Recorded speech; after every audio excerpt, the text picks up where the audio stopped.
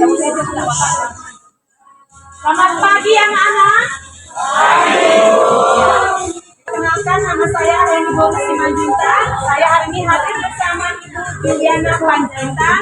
Seperti biasa setiap tahun kita laksanakan kegiatan aksi bergizi sekolah. Nah, saat ini kamu sudah membawa kontak masing-masing. Kita akan lanjut ke sarapan gizi seimbang. Sebelum kamu sarapan, memperlihatkan apa isi pagi hari ini. Kami mohon kepergiannya anak kami satu orang untuk bisa ke depan memimpin doa. Silakan. Kita berdoa ya, Nak.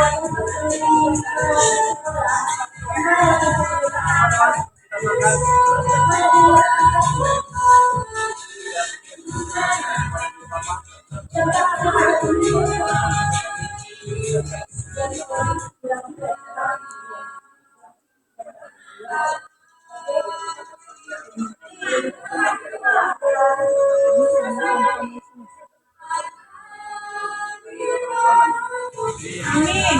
Ya, silakan dibuka isi piringnya. Ya, cuci tanganmu dulu ya, Nak, karena tadi sudah bergerak. Oke, sudah? Ya. Kalau makan tidak bersuah, oke, silakan nikmati. Sambil kamu menikmati sarapanmu hari ini, izinkan Ibu memberikan edukasi kesehatan. Anggap saja suara Ibu hari ini seperti nyanyian yang kamu dengar ketika kamu makan di restoran. Ya, telinganya mendengar, hatinya menyimak, mulutnya dan tangannya silakan mengambil makanannya, masukkan ke dalam. Ya, nah, buka isi piringmu. Ibu kembali mengingatkan apa pesan dari kegiatan aksi bergizi sekolah setiap tahun. Sebelum kamu berangkat ke sekolah, harus makan dulu. Makan di pagi hari biasa kita dengar dengan istilah sarapan. Pesan dari pemerintah, makan sehat itu dimulai dari sarapan, makan siang sampai makan malam. Ya, kami selalu ingatkan itu tiap tahun. Makan sehat itu, anak-anak Ibu perhatikan isi piringnya sambil ditengok. Harus ada 4 komponen utama di dalam isi piringmu. Harus ada 4 komponen utama di dalam isi piringmu. Perhatikan yang pertama, ada karbohidrat. Boleh nasi? Boleh. Bu Heni, saya nggak suka nasi, saya suka mie. Silakan. Boleh. Bu Hen, saya nggak suka mie, saya suka kentang. Boleh. Bu, saya nggak suka kentang, saya suka roti. Boleh. Yang penting yang setara dengan karbohidrat. Saya yakin di semua piringmu ada yang namanya karbohidrat. Yang kedua, komponen yang wajib ada di setiap isi piringmu, lauk pauk yang tinggi sumber protein hewani. Apa itu? Boleh telur, itu paling mudah, paling murah, dan simpel kamu olah setiap pagi. Telur boleh, ikan boleh, ikan tawar boleh, ikan dari laut boleh, ya, daging boleh, boleh ya Nak ya, boleh. Yang ketiga yang wajib ada di isi piringmu, perhatikan, sayuran. Nggak bisa nggak ada itu Nak mulai pagi, ya. Sayuran, perhatikan kembali isi piringmu. Kalau belum ada komponen sayuran, artinya pagi hari ini fungsi sayuran tidak kamu dapatkan, terlewat lagi dia. Ingat anak-anak Ibu, fungsi sayuran tidak bisa digantikan oleh ikan atau nasimu. Mereka punya pekerjaan masing-masing. Ya Nak ya, sama seorang polisi tidak akan bisa menggantikan fungsi seorang dokter. Demikian dokter tidak akan bisa menggantikan fungsi seorang polisi. Mereka punya tugas masing-masing.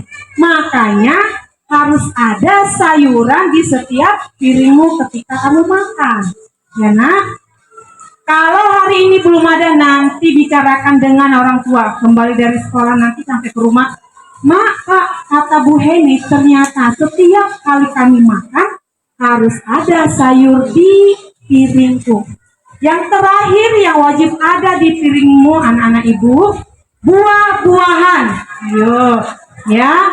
Buah-buahan itu wajib harus ada setiap kali kamu makan. Tidak harus yang mahal-mahal, gak usah cerita buah-buah luar negeri. Kita cerita buah lokal aja. Pisang, pepaya, salak, amse, jeruk, jambu, nanas, murah sekarang. Ya nak ya, itu harus kamu makan mulai pagi. Bicarakan kembali dengan mama sama bapak di rumah. Maka itu wajib ada. Kenapa? Mulai pagi tubuhku sudah minta fungsi buah-buahan. Ya, sama seperti tadi. Fungsi buah-buahan tidak bisa diberikan oleh daging. Meskipun menumu hari ini daging, telur lengkap di piringmu, ada 3 sumber protein hewani, itu tidak sempurna tanpa buah-buahan. Ya nak ya. Pulang dari sini mohon kembali bicarakan dengan orang tua.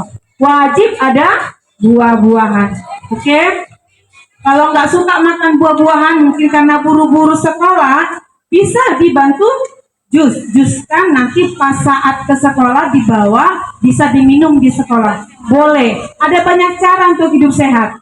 Nah, ya, jadi jangan kalau dibilang, yuk kita sarapan bergizi seimbang, udah dibikin nasi, masuk lagi di sana mie goreng, double karbo, ya, nasi, mie, kentang goreng, perkedel, karbo semua. Apa yang terjadi? Tubuhmu akan bertumbuh ke samping.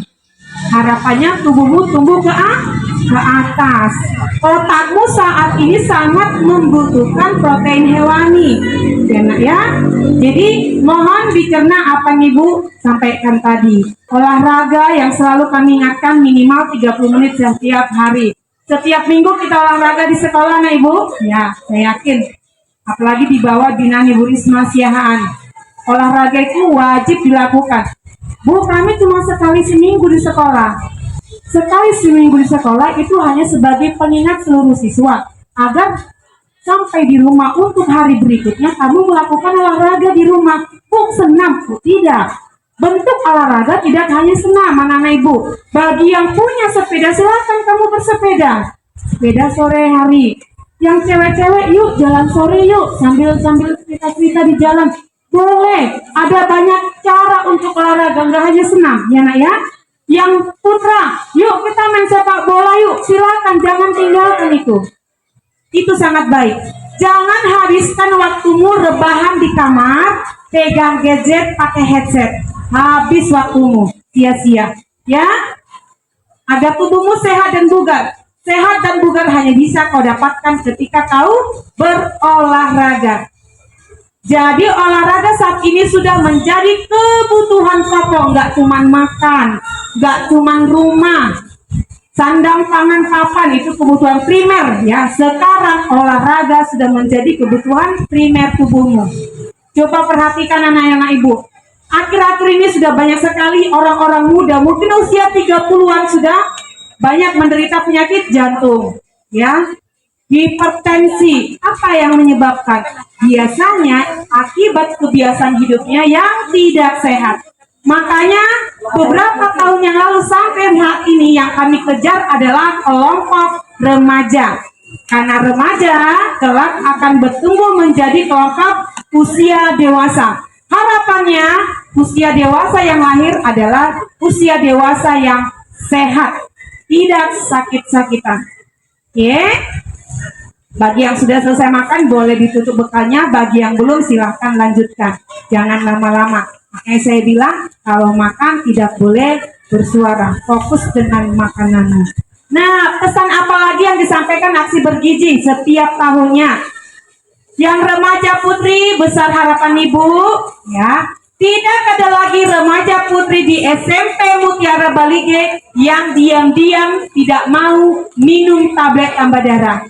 Nah ya, jangan karena kamu pikir dikasih gratis itu sama ibu guru setiap minggu pada kami, berarti itu murahan. Oh tidak sayang, ya, pemerintah menggelontorkan banyak dana untuk mengadakan tablet tambah darah. Kenapa? Karena remaja putri ini aset yang paling berharga buat bangsa. generasi emas lahir dari kalian. Ya, kelak remaja putri akan tumbuh menjadi wanita dewasa dan akan bermetamorfosis menjadi ibu. Ibu yang seperti apa? Ibu yang sehat, bukan ibu yang anemia. Ya, jadi nanti selesai kegiatan ini, remaja putri semuanya akan kami lakukan pemeriksaan kadar hemoglobin darah. Oke, kita akan lihat berapa angka HB-mu. Minimal 12. Kalau ada nanti yang di bawah 12, kita lihat di mana letak masalahnya. Ya, kelihatan kok. Nah, siapa yang patuh, siapa yang tidak. Angka tidak bisa dibohongi.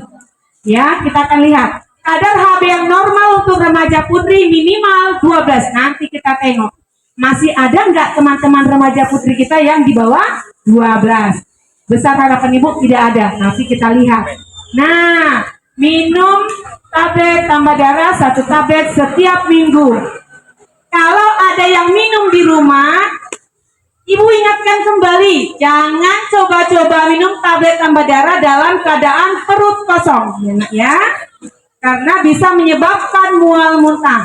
Ya, makanya selalu dibilang sarapan dulu, isi dulu perutnya, baru kita minum tablet tambah darah. Jangan minum tablet tambah darah pakai susu. Ya, jangan ya nak, karena mungkin ada yang di pikiran kamu, Bu Heni, susu itu kan minuman sehat, nggak apa-apa dong minum tablet tambah darah. Nggak boleh. Susu, kopi, teh, minuman bersoda dilarang dipakai untuk minum tablet tambah darah. Ya nak ya, tidak boleh. Kenapa Bu Hen? Kenapa? Karena cairan-cairan yang ibu sebutkan tadi dia mengganggu penyerapan tablet tambah darah dalam tubuh remaja putri. Makanya tidak diperkenankan. Yang paling baik itu pakai jus jeruk yang mengandung vitamin C. Oke? Nah, hari ini Bu Juliana sudah memberikan kamu tablet tambah darah bagi remaja putri. Jangan minum dulu. Kita nanti minumnya serentak. Ya nak ya? Yang makan dicepetin makannya. Nah, yang terakhir saya mau fokus ke remaja putra. Nanti selesai ini kamu boleh kembali ke kelas. Aksi bergizi anak-anak ibu, khusus remaja putra punya pesan buat kalian. Tolong remaja putra jangan coba-coba untuk merokok. Ya, ibu nggak akan tanya siapa yang udah merokok. Kembali ke dirimu. Jangan coba-coba merokok. Kalau kamu lihat di kotak rokok, tidak pernah ada anak ibu di kotak rokok dibuat. Rokok bisa membuatmu makin ganteng, gak ada. Rokok bisa membuatmu makin sehat. Rokok bisa membuat kulitmu makin glowing. Rokok bisa membuat tubuhmu berbau aroma yang wangi. Tidak ada itu. Di rokok itu jelas langsung dikatakan, rokok bisa membunuhmu. Bijaklah anak ibu, kamu sudah disekolahkan oleh orang tuamu supaya kamu bijak dan cerdas. Kalau ada kalimat di sebuah kota sudah menyatakan dengan tegas, rokok bisa membunuhmu, artinya ini berbahaya. Ini barang-barang berbahaya. Jangan coba-coba merokok, ya nak ya. Jangan coba-coba merokok. Yang remaja putra, tolong jangan merokok. Kamu bisa baca, bisa searching di Google anak ibu. Apa bahaya asap rokok? Gak pun panjang lebar ibu jelaskan di sini. Semua pasti sudah punya handphone. Ya, kamu bisa searching apa bahaya asap rokok. Dan untuk keseluruhan remaja putra dan remaja putri, satu hal penutup, tolong jangan ada tindakan bully di lingkungan sekolah. Ini tegas ibu katakan. Remaja putra, remaja putri, mohon pastikan lingkungan sekolahmu adalah rumah keduamu yang bebas dari bully. Jika kamu melihat ada tindakan bully di sekolah, sikap yang harus kamu lakukan adalah lapor kepada Bapak Ibu Guru. Ya, laporkan. Biarkan nanti Bapak Ibu Guru yang menindaklanjutinya. Kamu jangan takut karena kamu tidak akan diberitahu, oh si ini yang mengadu ke saya, enggak. Ya nak ya? Tidak ada bully di sekolah ya, sepakat ya? Sepakat. Harus Kiri kananmu coba kamu lihat. Ini saudaramu besok. Nah, kamu tidak tahu yang di kananmu, yang di kirimu besok jadi apa. Yang di kananmu kamu bully, ternyata 30 tahun ke depan jadi pejabat, kamu jadi tukang beca. Siapa yang tahu apa yang terjadi 20 tahun ke depan? Artinya tetaplah jadi orang yang baik. Berbuatlah baik setiap hari. Kita nggak tahu, bisa jadi orang yang ada di sebelahmu sekarang akan menjadi teman rekan kerjamu.